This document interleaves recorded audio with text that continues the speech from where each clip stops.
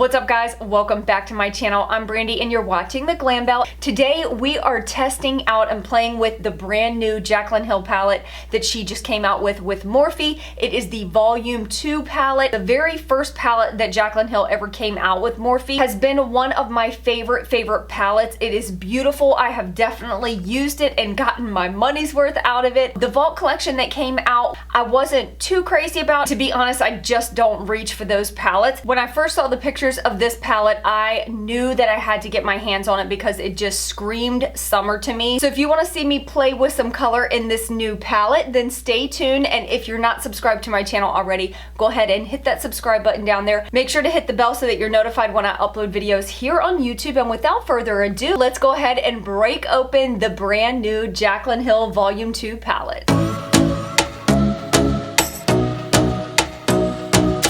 So here's the actual box that the palette came in, and it's got this beautiful picture of Jaclyn on the back. So here is the actual palette. It's very sleek. I love that it is white and silver. It has the Volume 2 right here on the side. Oh, look how gorgeous this is. Here are the colors in this palette, and honestly, I feel like it doesn't even show up that well on camera. The colors in real life are so vibrant. This palette to me screams like summer vibes, tropical vibes. When I first opened it up and looked at the colors, my eyes are definitely drawn to quads. I'm not sure if she designed the palette this way, but I feel like this palette is broken into quads very beautifully, and the colors within the quads seem like they would complement each other. Like this quad right here looks like it would go together very well. This quad right here, this quad right here. When I first look at this palette, that is how my eyes kind of see this palette. I love these tropical looking shades, these bright, vibrant shades right here. I'm gonna go ahead and swatch these right now for you guys so that you can see every single shade swatched,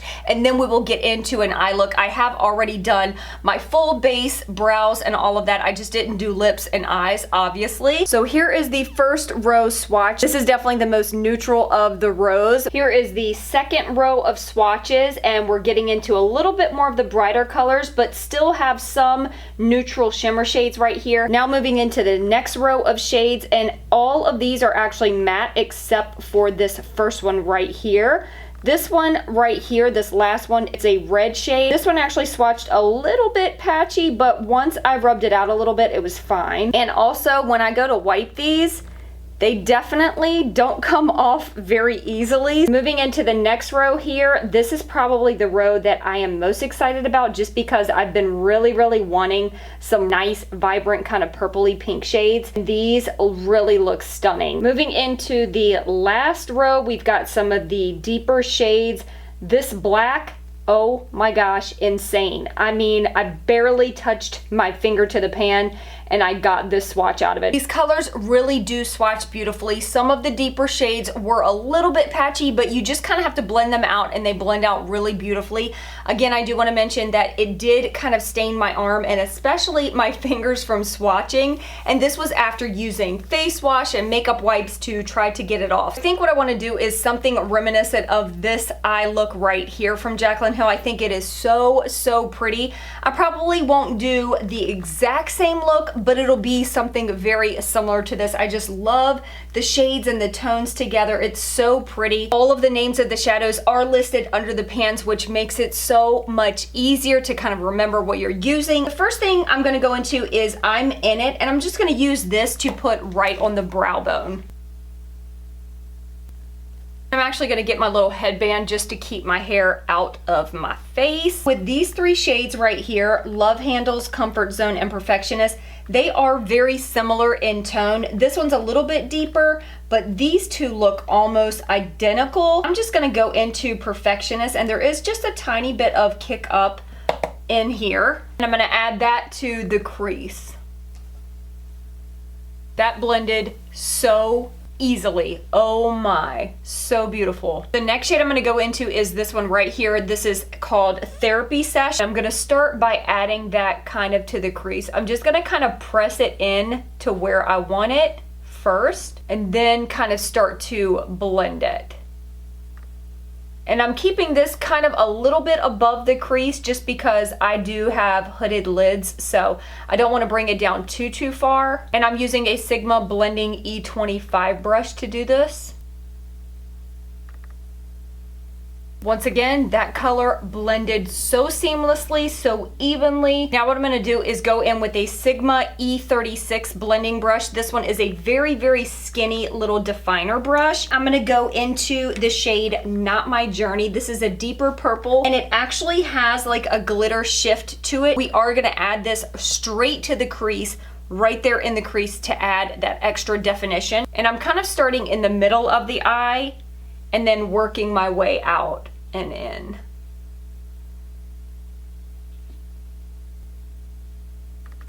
Going in with a clean blending brush just to kind of blend those together a little bit. Going back into the shade Therapy Sesh, I'm going to add that to the outer corner, and I'm going to use a flat edge of just my little glue bottle to create a nice sharp line. And I'm just going to kind of wiggle this right onto that outer corner, just kind of extending it out a little bit. I mean, so far I am so impressed with these shadows. Honestly, they're like blending so easily. It's kind of crazy. There is a lot of kick up in the pan, but I will take that if it means that these blend this easily. Then I'm going to go in with the same brush. I just kind of wiped it off a little bit, and going back into that deeper purple called Not My Journey. Hit that in the same spot, concentrating that a little more right there in the outer corner to add a little more deepness right there. Oh yeah, wow, that is so pretty. And now it is time to do a little cut crease moment, which I haven't done in a hot minute, so hopefully I do okay. I'm gonna use a little bit of my Tarte Shape Tape. There is one eye, not perfect. All right, so this is as good as we're gonna get at the moment. I'm gonna go in with this one right here. It's called My Man, and I'm gonna use the same brush that I used to cut the crease. This is, it just says eyeshadow liner brush. I don't even know where I got this from. The orange is gonna go more on the inner corner to about halfway. We're gonna fill this little gap with a different color.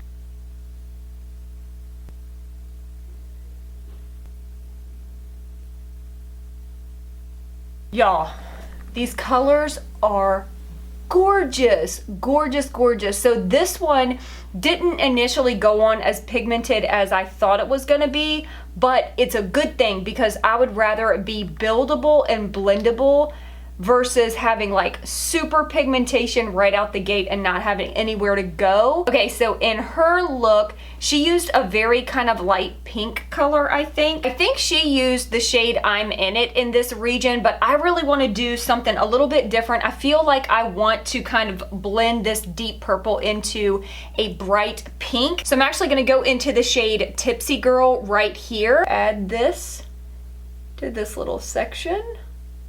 Honestly, I could probably just use my finger. Actually, I think that is what I'm gonna do. Take a little bit on my finger and just press that. Oh yeah. Oh, there's the pigment. And then going in with that tiny little definer just to get a little more definition right there. Then going back into Not My Journey with my little definer blending brush, and I'm just gonna deepen up that little crease area.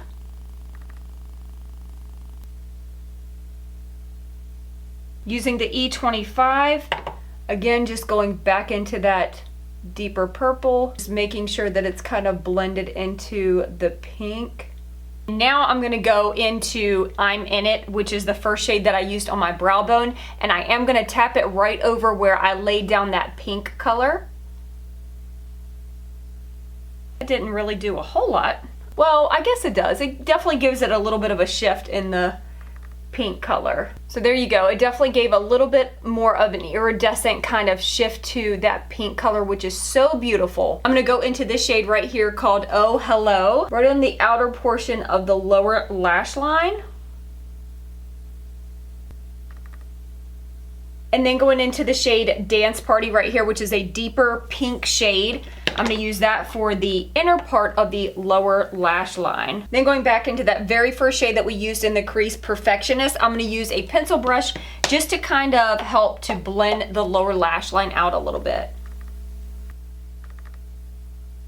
Just to have a little bit of fun, I'm gonna go into Talia, this gold shade right here, and I'm gonna use that for the inner corner. All right, I'm gonna quickly go off camera and do my liner and lashes and lips, and we will be right back and I will give you my final thoughts on the Volume 2 Jaclyn Hill Morphe palette. All right, so here is the final look. What do you guys think? I am obsessed with how this look came out. It's not exactly like the picture that I showed you guys from Jaclyn Hill, but it's pretty similar. I kind of made it my own, and I am obsessed, you guys. These colors are just so gorgeous. This palette did not disappoint. The blendability of these shadows is incredible. The vibrancy of these shadows is so beautiful. I feel like this is a palette that you could still get your everyday kind of neutral looks with. You've got some deeper brown shades. I mean, you could definitely go very neutral, but it has all of these beautiful bright colors to play with as well. Obviously, this is not your everyday look. This is the kind of look for those that love color. If you are not someone that is into colored shadows, then obviously this is not going to be worth your money. But if you are someone who likes to dabble in color but also likes to get your neutral looks on a day-to-day basis, then this is definitely a palette that I feel like is worth the money. I know that I will be getting a ton of use out of this. The only drawback to this palette is that there is quite a bit of kick up in the pan. You definitely want to tap off your brush to get any excess eyeshadow off before going on your eyelid so that you don't get fallout on your face. My desk here is basically a mess. It's got just eyeshadow powder all over it. But with that being said, I didn't have any fallout on my face. I think that says a lot, especially since I did my face makeup first and then did the eyes last, and I didn't have to clean up any fallout. Overall, I definitely give this palette an A+. I actually think that the quality of this palette is better than the first palette that they came out with. No joke, I feel like these shadows blend even better than the first palette. That is all of my thoughts on the brand new Jaclyn Hill Volume 2 palette. Let me know in the comments if you got your hands on this palette or if you are wanting to get your hands on this palette. I feel like I need to book a plane ticket right now and fly to an island because that is what